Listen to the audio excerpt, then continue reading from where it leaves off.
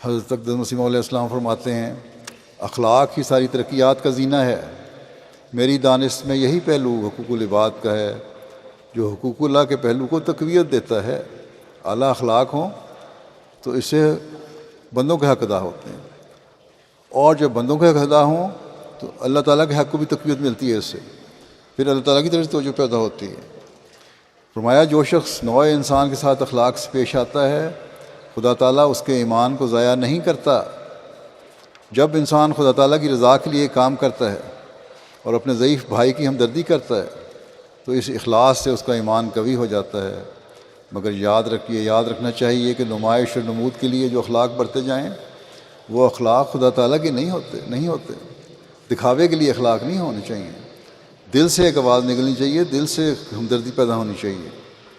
اور فرمایا اخلاق خدا تعالیٰ کے نہیں ہوتے اور ان میں اخلاص کے نہ ہونے کی وجہ سے کچھ فائدہ نہیں ہوتا۔ اس طرح پر تو بہت سے لوگ سرائیں وغیرہ بنا دیتے ہیں، ان کی اصل غرض شہرت ہوتی ہے، اور اگر انسان خدا تعالیٰ کے لیے کوئی فعل کرے تو خواہ وہ کتنا ہی چھوٹا کیوں نہ ہو اللہ تعالیٰ اسے ضائع نہیں کرتا اور اس کا بدلہ دیتا ہے۔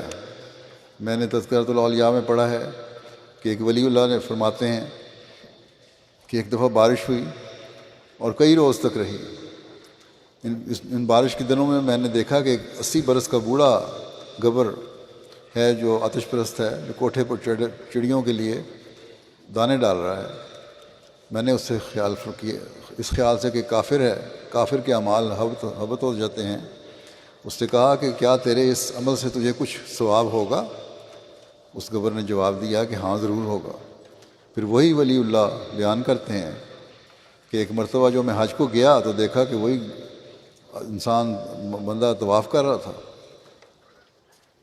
اس گبر نے مجھے پہچان لیا اور کہا کہ دیکھو ان دانوں کا مجھے ثواب مل گیا یا نہیں، یعنی وہی دانے میرے اسلام تک لانے کا موجب ہو گئے۔